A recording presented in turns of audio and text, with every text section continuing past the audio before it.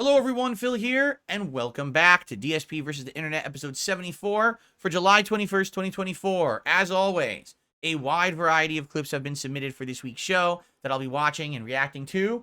Thank you to everyone who supports this channel. Ultra members go first, and we watch all of their videos guaranteed.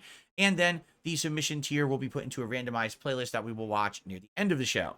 So, thanks so very much. We got a good variety of stuff this week for the middle of the summer. And thanks to everyone who continues to hang out with me here live on stream as well. Let us begin. I am not shocked at all that the first video this week is about last week's failed assassination attempt against Donald Trump. Let's go. A shooter fired multiple shots at former President Donald Trump in an assassination attempt at a rally in Pennsylvania. One of the bullets struck Trump in the ear, causing him to quickly take cover behind the podium. We can see within 3 seconds the first line of Secret Service defense jumped into the line of fire, creating a shield around him with their bodies. This is not a political video. The purpose of this is to examine the assassination attempt using open source intelligence methods and expert analysis from law enforcement officers. Lieutenant Tim... Let's see. Task and Purpose. I've never heard of this channel. I was just curious, like, what kind of a channel this is. Task and Purpose. Here we go. Doesn't say. I wanted to see if it had, like, a description. It doesn't say. Of course, you got tons of views on the video, right? Okay. McMillan, retired law enforcement officer who has extensive experience having worked 5 presidential details in the past, said this on X. They basically formed a bulletproof barrier around him. They didn't let him stand up until after they knew the shooter was down. They would have gotten communications through their radio devices in their earpieces confirming this. At this moment, the agents are not just protecting Trump, but they're also checking his body for additional injuries and assessing his condition to see if he's ambulatory or not, to see if he can move on his own. Because when someone's adrenaline is pumping, shock can prevent them from knowing if they have multiple injuries. It's actually not their job to return fire immediately. And that's because, meanwhile, the Secret Service counter sniper team, located here on this rooftop, returned fire within moments and eliminated the gunman here 130 meters away with a shot to the head. About 16 seconds after the shooting first started, the final gunshot can be heard, presumably from the counter sniper team. Tim McMillan put it this way, saying, quote, "People have wondered, how could the counter snipers in the video not have seen the would-be assassin prior to him getting off a shot? This is because the area of responsibility for those counter snipers on the roof behind Trump was very likely in the extended tier. Essentially, they were scanning for threats a great distances well beyond the roughly 150 meters the threat appeared. This is evidenced by the fact that the elevated counter sniper has to dramatically drop his line of sight to respond to the shooter. 27 seconds after the first shot was fired, we see the next line of defense reach their positions. Members of the Secret Service more heavily armed counter-assault team, seen here in full black uniform, sporting SR-16 suppressed rifles, establish a security perimeter on the stage. They're looking for potential threats that are close quarters. We can see them scanning the up-close rows of the crowd from 0 to 100 meters, because they know the counter-sniper teams are scanning for threats beyond 100 meters. We can see the agents in multicam set up security facing the rear, which shows the tactical discipline of this team, because not every single agent is facing the direction of the incoming fire. There's a natural tendency in human beings to key in on and get tunnel vision on the direction where shots are coming from, but it takes discipline to establish that 360 degrees. This guy has really wide eyeballs. Look how... Look at this guy's eyes. Holy shit. He looks like an anime character. Is he on, like... Is he totally wired right now? What? I just, like... What is going on? His eyes are like... And so... What the... Wow. I'm really interested in this topic. Oh my god. Whoa. Yikes. Anyway, so far it's interesting. But no, what I was wondering was when this happened, like, can you immediately tell where the shot was coming from? See, I didn't listen to follow-up news reports, so I actually don't know how many shots were fired by the sniper. if it was only one, or I think it was more than one, right? I think that they had said that the first, like, one bullet had grazed Trump, but there were more bullets, and that's sadly what hit the people in the crowd or something. So how do you tell where the bullet's even coming from? What a terrifying moment, right? And I mean, it's good they have the counter snipers there, but does it really make sense that the counter snipers are only looking way out and not what's right in front of your face? Like, so they missed the guy because they were looking way too far away. So that means if people come in your face, it's easier to assassinate someone. Like, doesn't even make sense, does it? Right? I mean, I don't know. This is very confusing to me watching this.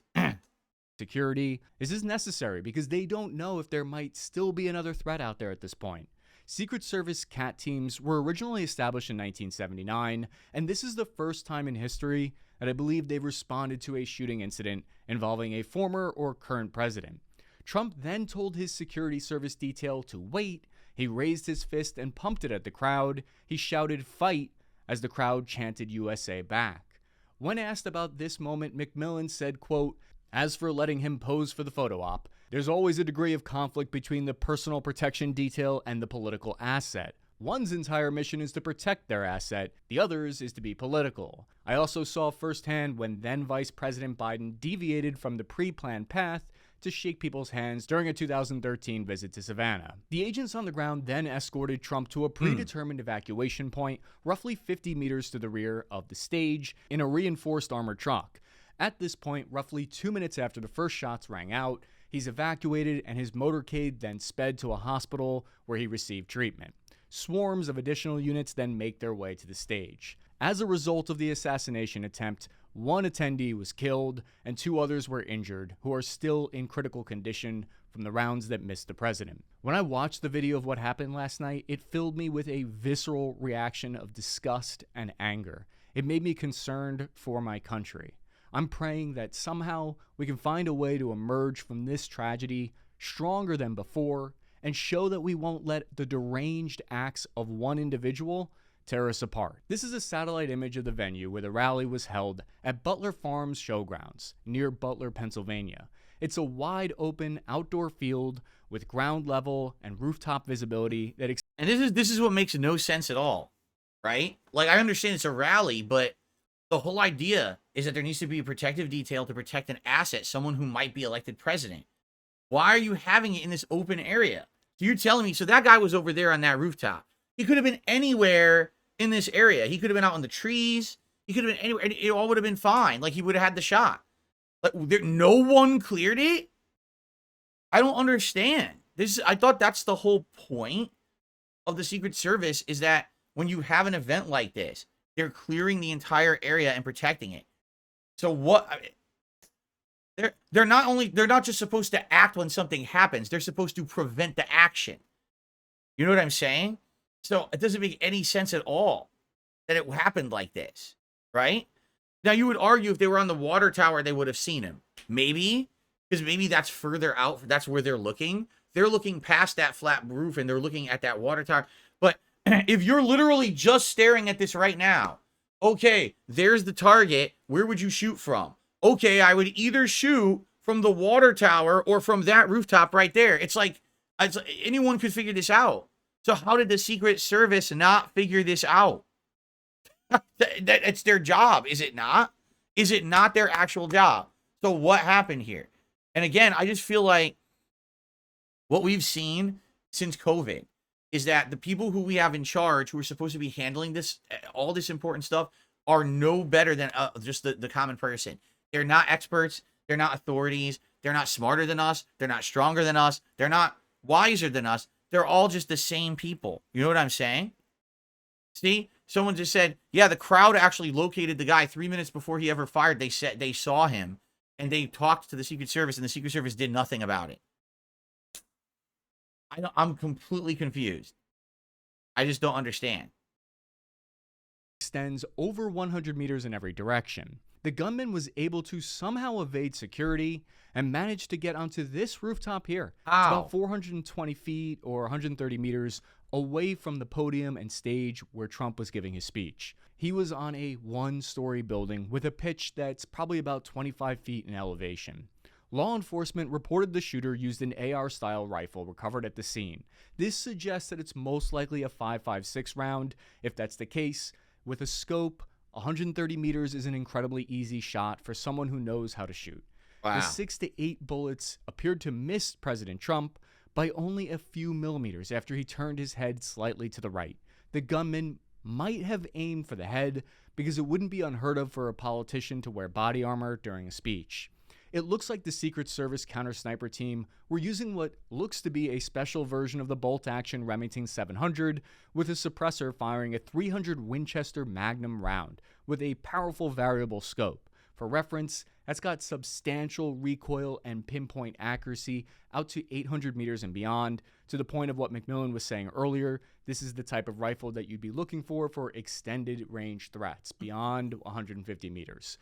This video posted on X of the counter-sniper team has 15 million views, with people disagreeing on whether or not the would-be assassin took the first shot or if the counter-sniper team fired first.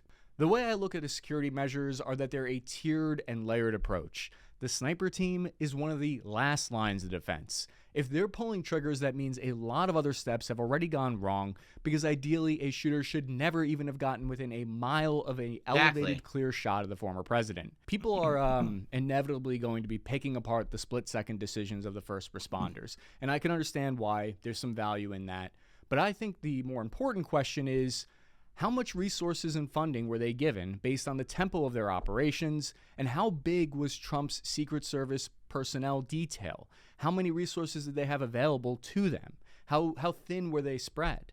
In Tim McMillan's analysis, he stated, quote, "Based on limited details at this point, in my opinion, the security breakdown occurred in the middle tier, which would likely include law enforcement who were supposed to be assigned to the area near the outbuildings. History was at a fork in the road here that was determined by less than an inch in a fraction of a second. This building that the gunman took up a firing position on is not a part of the Butler Farm Show perimeter. It lies just outside and belongs to a different company called AGR International. They're a supplier of automation equipment for glass and plastic packaging, but that could be one potential reason as to why this happened, because it was outside the perimeter of the event. But beyond a few trees, there's nothing between the president, just a wide open field that separates the two. The Secret Service advance team would have created a plan weeks in advance that normally would have identified every single elevated potential sniper position within line of sight. A quick count shows there are about 18 buildings that have a clear line of sight that I've marked for you on the map. Agents would normally either have someone posted up on each location, or they would strictly control access to all these buildings on the... So where did this go wrong? This is a humongous breakdown in how the Secret Service is supposed to be working. I wonder, I mean, this video is from a week ago. What other information has come out? I heard rumors, it's just rumors, that they were actually going to have the head of Secret Service step down. That apparently this was so bad of a breach of protocol of what they were supposed to be doing. And then he almost died because of it. That someone's head has to roll for it, and it's going to be the head of the Secret Service. But maybe that's not true. I don't know. That was a rumor on social media yesterday. But this is just insane to me. Like, of course, there's conspiracy theories. Some people are saying, oh, well, you know, it's a setup. Obviously, this is all set up. They wanted Trump to be murdered or something. I don't know if I believe that, because obviously that has insane implications. Like, if that was ever proven, people would go to jail for life. You know what I'm saying? Like, are people really willing to do that just because they don't like a political rival? I don't know. Maybe not. I don't really believe that. I just feel like everything, it's incompetency, right? Someone didn't take it seriously. Someone thought doing the bare minimum would be enough, and it wasn't. How do you have counter snipers sitting there staring at the perimeter of where the guy is, and they don't see him? He's literally, people in the crowd saw him. I don't understand.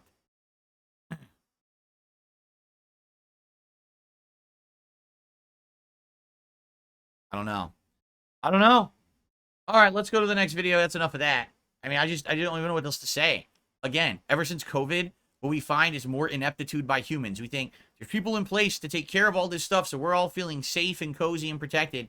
Absolutely not. They can't even protect former presidents. It's like no one has common sense anymore. You know what I'm saying?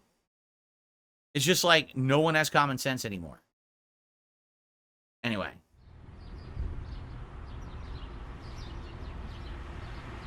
Uh, 8 minutes? Okay. Formerly Changi Women's Prison. So what is it now? Them being away from their family, having limited access to the world outside, is itself the punishment. Our radio control. Yeah, I mean, that's the point of jail. And a pepper foam.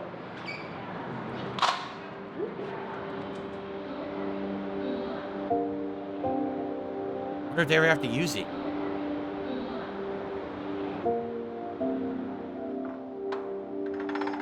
This looks incredibly similar to the one we just saw about the, well, men. How they have that plastic cup and everything, right?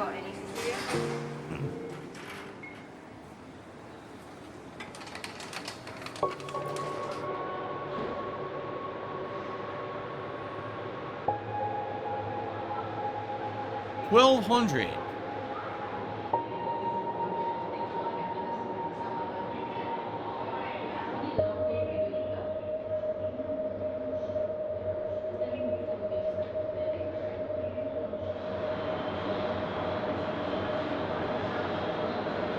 One hour a day, they're out of their cell. That's it.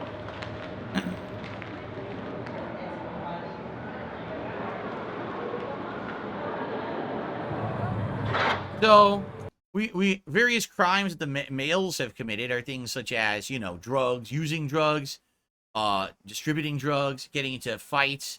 I watched a video where it was a private react that I had done for Slayer, and the private react video was about the males who were incarcerated. It was about an hour-long video, and basically, like, a lot of violence, attacking people. One guy attacked someone with a sword, so he went to jail for like 5 years, stuff like that. It's crazy because you would think maximum security prison, where you're locked away from the world for many years, you would think that's because of like something incredibly over-the-top violent. In reality, in Singapore, what it is repeat offenses. So, first offense, not so serious. Second offense, way more serious. If you do like 3 or more offenses in Singapore, they don't mess around. You go right here. You go right to maximum security prison for several years. So even though it might not be that big of a deal, it might have been, so I did drugs, I beat someone up in public, and I broke into somewhere I wasn't supposed to be. You could end up in maximum security prison for 5 years for that.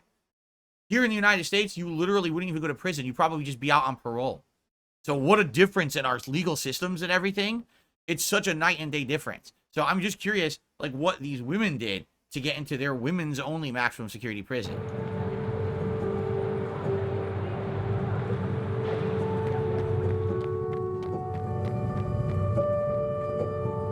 Exercising. Ew. Clipping their nails. Ew.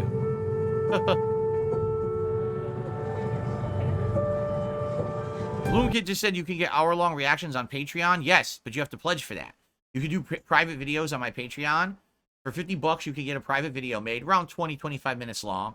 If you do $100, I'll do like a 45-minute to an hour-long video. Yep. And I do it every week, every month.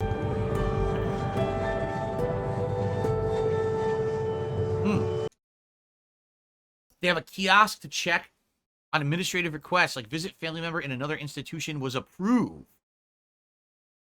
So this person had a family member also in another jail, and they were approved to go visit them in the other jail.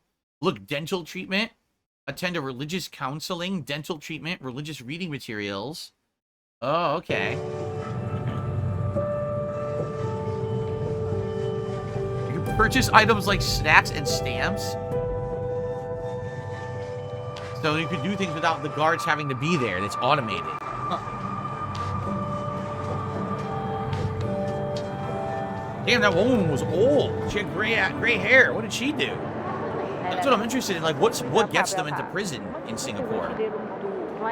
People think we are dealing with hardened criminals because of what they see in popular fiction. It's like very unfair lah. Why is it unfair? 因为我们的朋友 sorry to say 啦，我们的朋友都是这样子。 So should I move your friends over? No 啦。This job is more than just guarding. You need a lot of patience. Empathy. Well, you empathize, you not empathize because you pity them, I think. It's more like because you want to understand what they have been through so that you can help them to be better. You managed to speak to their family twice a month. I bet televisits are super popular now, like over the internet. The concept of prison without guards, we do still have people patrolling around, and that of course is to make sure, like if they are upset by something they've heard during the visit, we'll be there to comfort them and to help them if they need. Some officers serve as personal supervisors, each with 20 inmates under their charge. They pay particular attention when someone is going through a difficult time. There was once that this inmate was informed that the brother passed away in his sleep the night before. And she is actually very close with the brother. So when she came out from the televisit room, she was hysterical. We gave her a cup of water to drink, so she went back to her cell to rest. And then subsequently, the next few days, we spoke to her again, and she was quite accepting of the news already.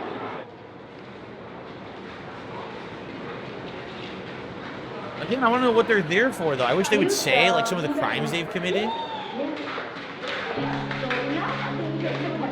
The beanbag room? Oh, boy.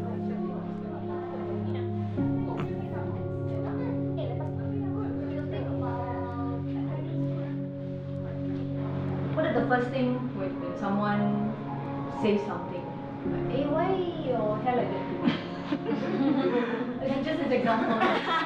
Hey, why you get Yeah, so first thought. So not helpful at all, right? It's unhealthy, It's an unhealthy thought, exactly. Because that happens all the time. So what would be another thought you can have? Someone comments about your hair. Maybe she's curious. She likes my hair. Maybe she likes my hair. Maybe different style she didn't notice. Or maybe today she can see my eyes. For me, that I'm quite a quick-tempered person also lah. But as time goes by, that during my incarceration here, I managed to mellow down and really change a lot of my thoughts and behaviors to overcome these problems that I will face in the future. That makes sense, yes. Inmates deal with the stress of being separated from their children. So that's the challenges that these women have, because they're always wondering what's happening to the children, are they doing well? We need to then target the programs to see how best to talk about the emotions.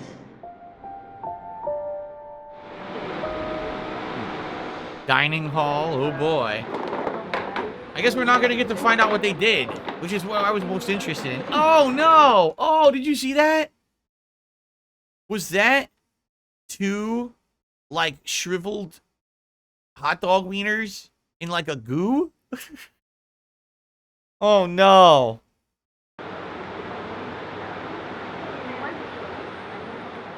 In a counseling room, we only can do so much. We would see them 3 times a week. The officers see them every day. So whatever we teach, the skills in the group sessions, the officers would then need to actually reinforce. Oh! Oh, no! Oh, that looks so nasty. Look at that. Oh, no. Oh, that's disgusting. Oh, man. Hot dog. Is hot dog one of our favorite things? Hot dog is one of our favorite things. Oh, yeah. What is your least favorite? Yum. Sardine. Kale hot dogs. Sardine. Laugh and laugh until like that. Uh, Want to make request now? Anything for me? Can. You know our books, right? Is there a way that's not writing on the side? oh, my God. Yo, those hot dogs. Oh. Yeah. It's stomach turning. A sopping wet hot dog and a bunch of brown liquid. Oh, man. Some inmates get training in hairdressing, baking, or using Microsoft Office. There you go. Women in the workshop mend hospital items. Or hospital linen, excuse me. Instead of just programs that equip them with basic skills, gives them an opportunity to have a sense of contributing back to society.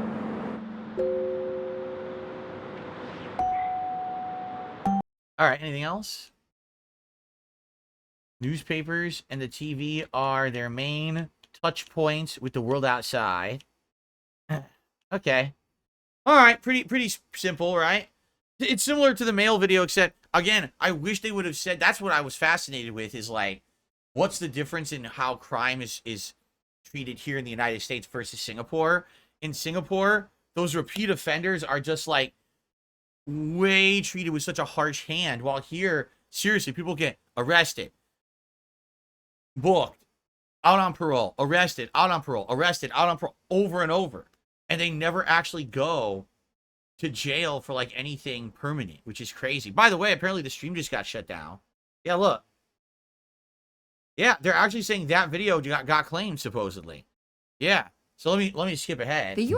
Now that's wild. We watched how many Singapore videos? That's never happened before. So anyway, I'll end the part here, and then we'll come back in 3 minutes to continue on. So there you go.